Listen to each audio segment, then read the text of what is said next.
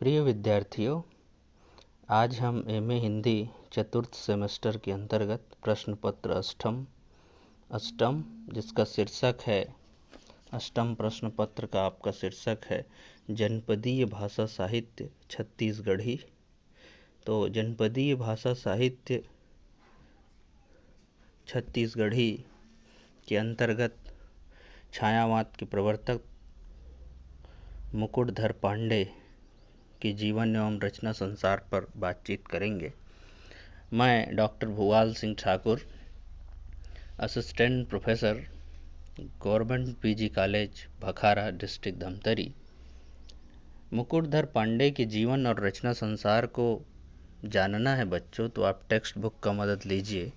इस प्रस्तुति को छत्तीसगढ़ी भाषा साहित्य सत्यभामा आडिल की किताब से कुछ अंश लिए गए हैं, जो मूल टेक्स्ट है। और इस प्रस्तुति का जो मूल जो प्रभाव है वो पंडित मुकुटधर पांडे चयनिका, इसका चयन और संपादन प्रोफेसर दिनेश पांडे एवं बिहारी लाल साहू ने किया है। वहाँ से अधिकांश अंश लिए गए हैं ताकि आप मूल पुस्तकों से जुड़ सके और मुकुटधर पांडे को बेहतर तरीके से मुकुटधर पांडे के साहित्य और जीवन पर समझ बना सके। बच्चों, पद्मश्री पंडित मुकुटधर पांडे 20वीं शताब्दी की हिंदी साहित्य के महान विभूतियों में अग्रगण्य हैं। 20वीं शताब्दी मतलब 1900 के बाद के जो समय है। उन्होंने अपना संपूर्ण जीवन साहित्य साधना के लिए समर्पित कर दिया। माँ भारती के अप्रतिम आराधक पांडे जी ने काव्य रचना और आलोचना, विचार और अनुभूति, सृजन और चिंतन के विविध क्षेत्रों में रचनाएं की। वे द्विवेदी युग के प्रशस्त कवि, स्वच्छंदतावादी काव्यधारा के पुरस्कारकर्ता, छायावाद के प्रणेता और उस काव्यधारा के प्रथम सिद्धांतकार, काव्य चिंतक और व्याख्याकार के रूप में प्रसिद्ध है। मुकुटधर पांडे का भाषा ज्ञान गहन था। वे हिंदी, अंग्रेजी, संस्कृत, उड़िया और बंगला भाषा में दक्ष थे। उन्होंने अनुवाद का कठिन कार्य भी पूरी निपुणता के साथ निभाया। अंग्रेजी की स्वच्छंद कविताओं तथा जो पार्श्ववर्तनी हमारी पड़ोसी राज्य उड़ीसा है, वहाँ की भाषा के महत्वपूर्ण उपन्यासों का भी हिंदी में अनुवाद प्रस्तुत किया, जिसकी चर्चा हम आगे करेंगे। पांडे जी की सृजनात्मक प्रतिभा ने ही अनेक भाषा प्रांतों के मध्य मैत्रीय सेतु का कार्य किया।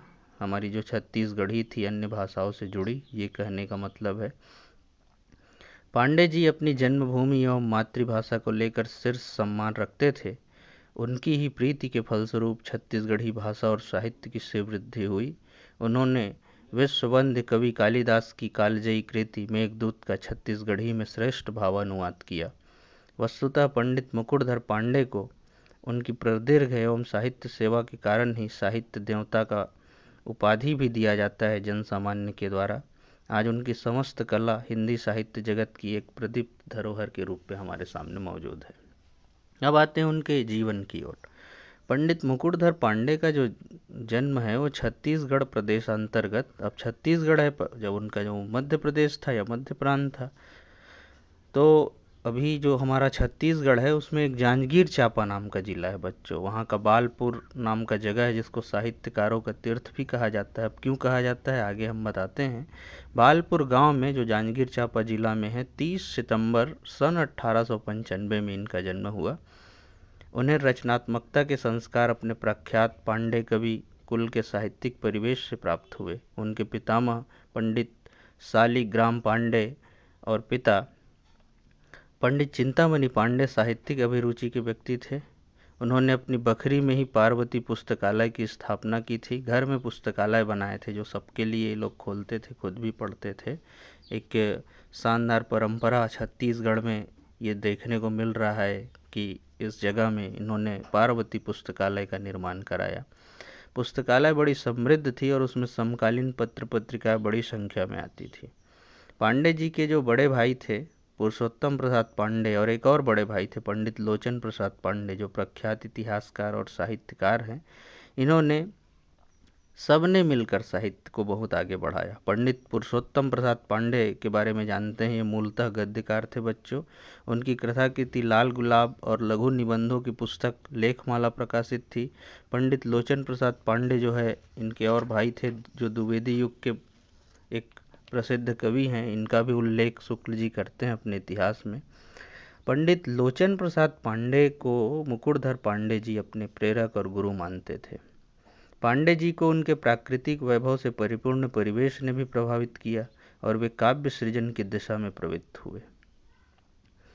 जो माहौल था आसपास का उनका, उनसे बहुत प्रभावित हुए, चाहे वो प्राकृतिक परिवेश हो या विदेशी पक्षियों कुर्री का आना हो। इन सब के बारे में वर्णन आएगा इनके जीवन प्रसंग में। उन्हें किंसुक कानन आवेष्टित महानदी का तट प्रदेश, शरद इक्षुदंड में लहलहाते खेत, महानदी के सुरम्य तट पर मंजरित आम्र तरुओं में छिपकर गाती हुई कोयल, अंगारे से दहकते ठंडे पलाश के फूल, नदी के सुनील मणिमय आकाश में उड़ते कुर्रियों की पात, लहरों में दूर तक जाती उनकी परछाइयाँ, जल पाखियों का शोर, चक्रवाक दंपत्ति की पल पल विकल पुकार, कार डंडों का कुंजन, चट्टानों पर जलधारा की अविराम कलकल ध्वनि और दूर दूर तक फैली विजन बालू का राशि, नौका विहार करते माझी एवं ग्राम्य जन प्रभावित करते थे। अपनी भूमिका में बिहारी लाल साहू जी ये सारी चीज़ें दिखाते हैं कि किस तरीके से वहाँ का माहौल था और मुकुटधर पांडे उस माहौल से प्रभावित हो रहे थे। मुकुटधर पांडे जी जो अपना रचना कर्म है 1907 में शुरू करते हैं। उनकी अवस्था मात्र 12 वर्ष है इस समय। उनके पिता पंडित चिंतामणि पांडे का जब असामयिक निधन हो गया, तब मानव कवि के किशोर कोमल मन पर वज्राघात हो गया। उनके हृदय का करुण क्रंदन कविता का रूप धारण कर लेता है और उनके काव्य का अटूट सिलसिला चल निकलता है। उनकी पहचान प्रार्थना पंचक, आगरा से निकलने वाली स्वदेश बांधव पत्रिका में प्रकाशित हुई। इनकी पहली रचना का नाम है प्रार्थना पंचक, जो आगरा से निकलने वाली स्वदेश बांधव में छपी। पांडे जी की काव्य लेखन उनकी आंतरिक मांग थी और उन पर संस्कारजन्य प्रवृत्तियों का प्रभाव भी था। वे अपने साहित्यिक जीवन के आरंभिक दिनों से अपने अग्रजों के साथ पूर्ण कवि, हरिऔध और मैथिली शरण गुप्त से प्रभावित थे। उन पर उत्कल कवि जो उड़िया भाषा के कवि थे राधानाथ राय तथा बंगला भाषा के जो कवि थे द्विजेंद्रनाथ राय, माइकेल मधुसूदन दत्त और महाकवि रविंद्रनाथ टैगोर का भी गहरा प्रभाव था। संस्कृत के जो कवि थे, संस्कृत के कवि कुल शिरोमणि कहा जाता है कालिदास, उनका इन पर प्रभाव था और संत तुलसीदास उनके आदर्श थे। तो इन सबको पढ़ते थे लाइब्रेरी में बैठकर। इस तरीके से एक कवि का मानस तैयार हो रहा है बचपन कि लाइब्रेरी में बैठ रहे हैं, पार्वती पुस्तकालय में तुलसी को पढ़ रहे हैं, कालिदास को पढ़ रहे हैं, माइकेल मधुसूदन दत्त को पढ़ रहे हैं, रविंद्रनाथ टैगोर को पढ़ रहे हैं, द्विजेंद्रनाथ राय को पढ़ रहे हैं, हरिऔध को पढ़ रहे हैं, पूर्ण कवि को पढ़ रहे हैं, मैथिली शरण गुप्त से भाषा सीख रहे हैं। इस तरीके से एक पूरा माहौल तैयार हो रहा है मुकुटधर पांडे के व्यक्तित्व का। पांडे जी जो मुकुटधर पांडे जी की आरंभिक रचनाओं में द्विवेदी युगीन काव्य प्रवृत्तियों का भाव दिखता है। इनमें भक्ति भावना, देशानुराग, स्वभाषा प्रेम, प्रकृति एवं ग्राम्य परिवेश के प्रति निश्चल प्रेम, ये सब दिखाई देता है। उनकी शुरुआती कविताओं में आचार्य जो नंद दुलारे वाजपेयी और उनके अग्रज पंडित लोचन प्रसाद पांडे का प्रभाव दिखाई देता है। इन दो व्यक्तियों का प्रभाव शुरुआती रचनाओं में दिखता है और बाद में स्वच्छंद रचनाएं एक अपनी भाषा ये पा लेते हैं। उसके बाद ये अपने ढंग से रचनाएं करते हैं। उनके बारे में लिखे हैं नंद दुलारे वाजपेयी जी लिखते हैं, जो छायावाद के श्रेष्ठ आलोचक हुए। छत्तीसगढ़ अंचल के कवि श्री लोचन प्रसाद पांडे और उनके अनुज श्री मुकुटधर पांडे हिंदी काव्य से प्रायः उसी तरह संबंधित है जिस प्रकार उत्तर प्रदेश में मैथिली शरण गुप्त और उनके छोटे भाई सियाराम शरण गुप्त। मुकुटधर की रचनाएं दो वर्गों में रखी जा सकती है। एक वर्ग पर उनके बड़े भाई की छाप है, दूसरा वर्ग जो उनकी स्वतंत्र चेतना से निर्मित है। वस्तुतः यह द्वितीय वर्ग ही मुकुटधर पांडे जी की ख्याति का मुख्य आधार है। ये बातें वे रविशंकर शुक्ल अभिनंदन ग्रंथ में करते हैं। द्विवेदी युग के प्रशस्त कवियों में पांडे जी का महत्वपूर्ण स्थान था। उनकी काव्य कृति पूजा फूल सन 1915 में मुरली मुकुट के संयुक्त नाम पर प्रकाशित हुई। उसमें सन 1909 से 1915 तक की कविताएं प्रकाशित है।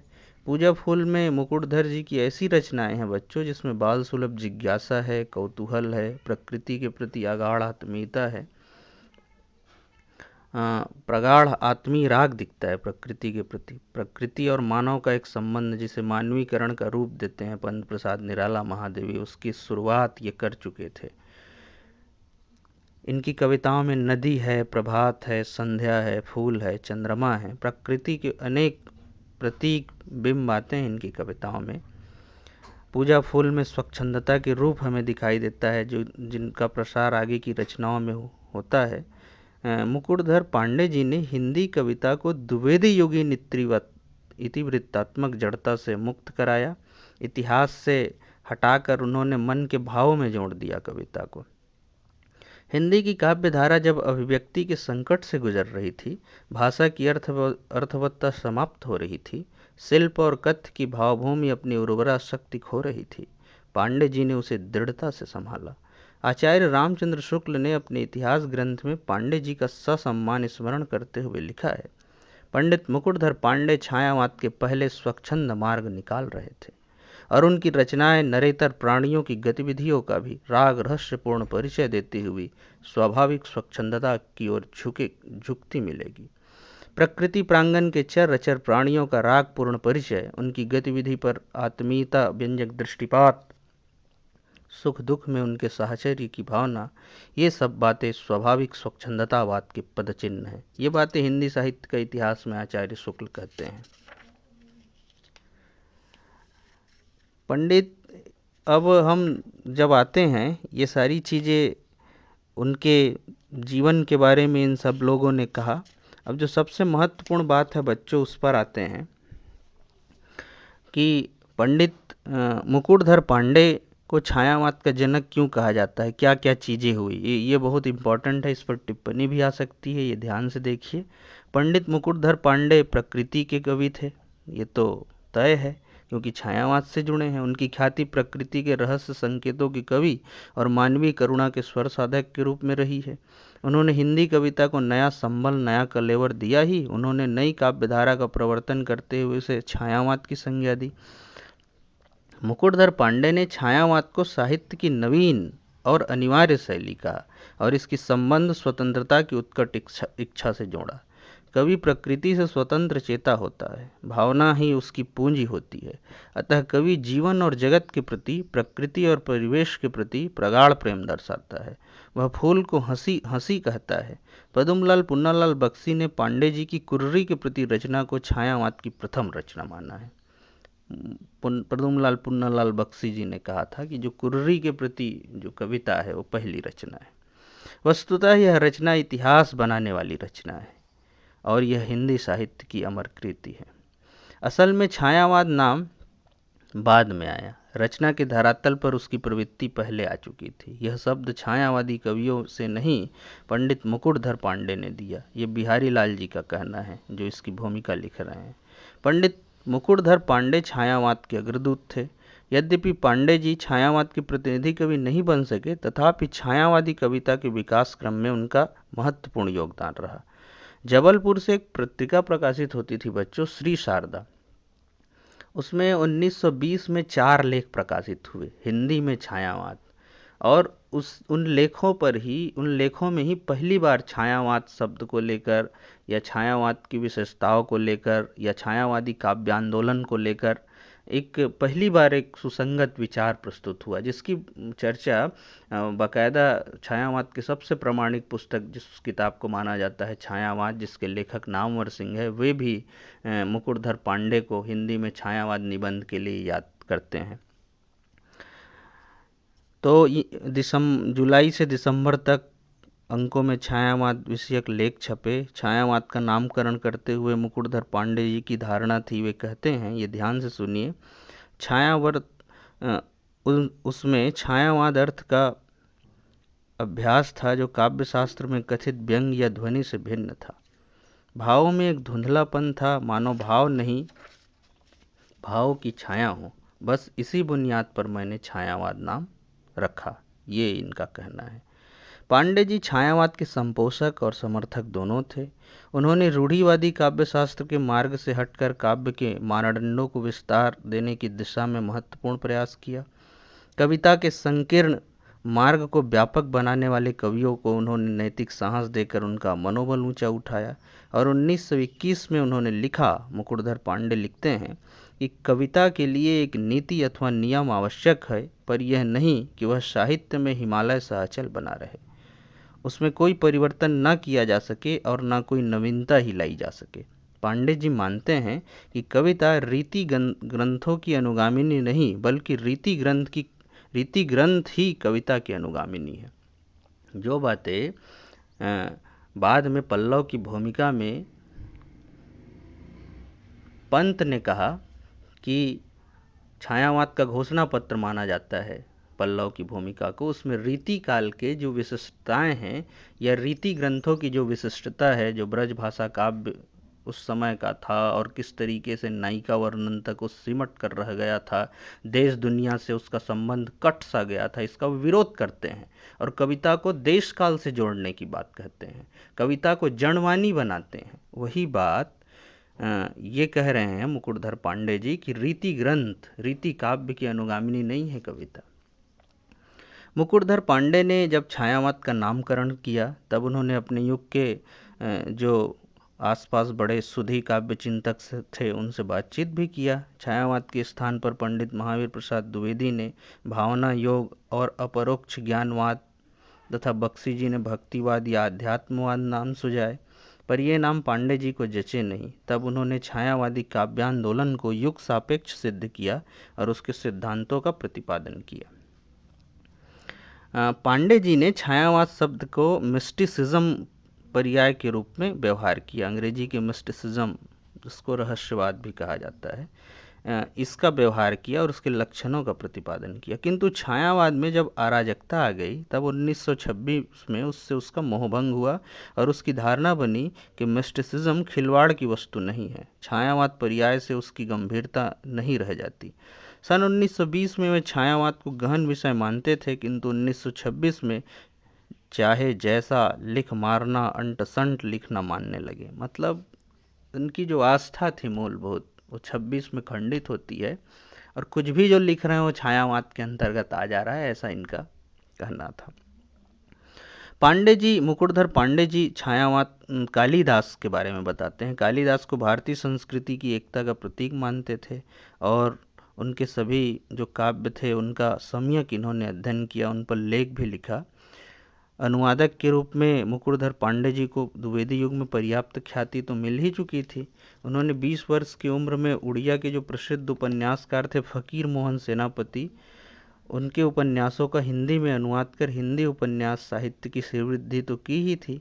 महाकवि रविंद्रनाथ ठाकुर, माइकल मधुसूदन दत्त की बंगला तथा अंग्रेजी के अनेक कविताओं का इन्होंने सुंदर अनुवाद कर खड़ी बोली में प्रगीत रचना किया।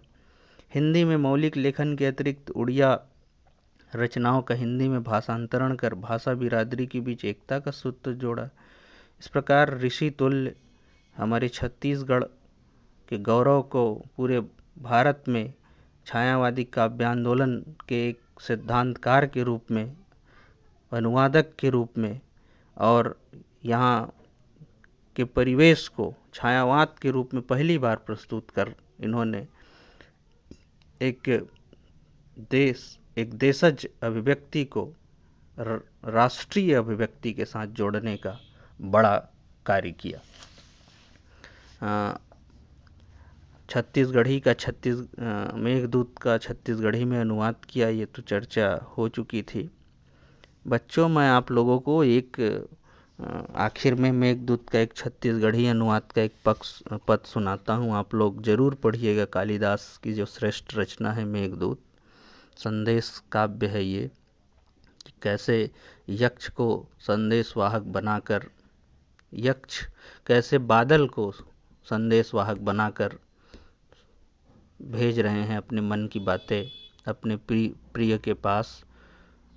यक्ष श्राप के कारण अलग हो गए हैं और बादल जैसे ही वर्षा ऋतु के बादल को देखते हैं, उनसे अपने मन की बात कहते हैं और उस मन की बात को वे अपने प्रिय के पास पहुंचाने के लिए संदेश कहते हैं। एक अद्भुत काव्य जिसमें पूरा भारत का एक चित्रण दिखाई देगा, अलग अलग स्थानों पे बादल जाता है और उसको क्या क्या चीज़ें दिखाई देंगी। एक अद्भुत कल्पना है और भारतीय जो समाज है, भारतीय जो संस्कृति है, जो प्रकृति के प्रति आत्मीय राग है, उसका एक उत्कृष्ट उदाहरण है ये काव्य। इसका इन्होंने छत्तीसगढ़ी में ट्रांसलेशन किया, जिसको काव्यानुवाद कहते हैं। उनके भाव का अनुवाद किया। काव्यानुवाद या भावानुवाद के अंतर्गत ये आएगा।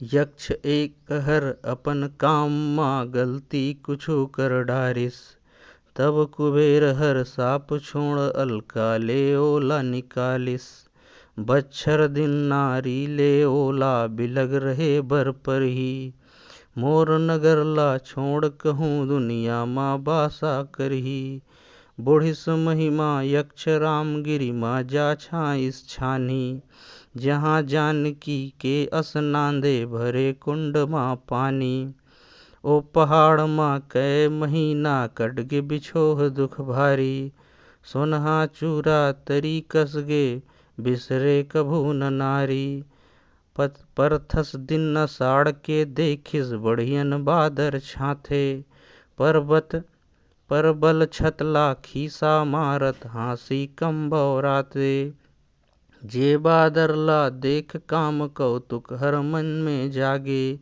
ओकर आगो किसनो करके ठाढ़े रस में पागे, बहुत बेर ले सोचत रहिगे मगन भाव माँ होके, यक्ष राज के अनुचर हर आँखी माँ आंसू रोके, मेघ देख के सुखिया मन घलो बदल जब जाथे, बिरही मन के का कहना दुरिया माँ जी अकुलाथे, मैं बिरही के शरण लगे है हृदय में मोर आगी, धनपति के रिस कारण बिछुरे हूँ मैं बड़े अभागी, पहुँचा दे संदेश प्यारी ला अलका माँ जाके, जेहर राजधानी कुबेर के नगर यक्ष राजा के, पुरबाहिर है बाग बगीचा लगे बहुत फुलवारी, चंद्रचूड़ के चंद्र किरण माँ धोए महल अटारी, जी कर पति परदेश गईन कहते कर प्यारी नारी, आवत हो ही मन में ऐसे आशा कर के भारी, मुख में लटके चूंदी लाऊ पर अंग उठा के, तोला देखें उड़त पवन में सब उमंग में आके, तोला आए देख पियाला भला कौन बिसराही, पराधीन जे मोर कस है सुरता माँ मर जाही, हो सुरता माँ मर जाही। ये पूरा आप पढ़िएगा, वक्त की पाबंदी है, यहीं रोकते हैं। इस तरीके से मुकुटधर के जीवन एवं रचना संसार को आप एक छोटा सा परिचय प्राप्त करें। विस्तृत अध्ययन के लिए आप मुकुटधर पांडे, प्रोफेसर दिनेश पांडे, बिहारी लाल साहू की जो चयन संपादन है ये देख सकते हैं। राम नारायण पटेल, प्रोफेसर राम नारायण पटेल की एक किताब है मुकुटधर पांडे पर, उसका अध्ययन कर सकते हैं। छायावाद पर सबसे ऑथेंटिक किताब छायावाद नामवर सिंह की है, उसे आप पढ़िए। हिंदी साहित्य का इतिहास आचार्य रामचंद्र शुक्ल की किताब पढ़िए। इन सब को जब आप पढ़ेंगे तो एक बड़ा कलेवर खुलेगा आपके सामने छायावाद का, और छत्तीसगढ़ी के कवि मुकुटधर पांडे क्या सोच रहे हैं और किस तरीके से इतिहास उनको दर्ज कर रहा है, ये आप देख पाएंगे। धन्यवाद बच्चों।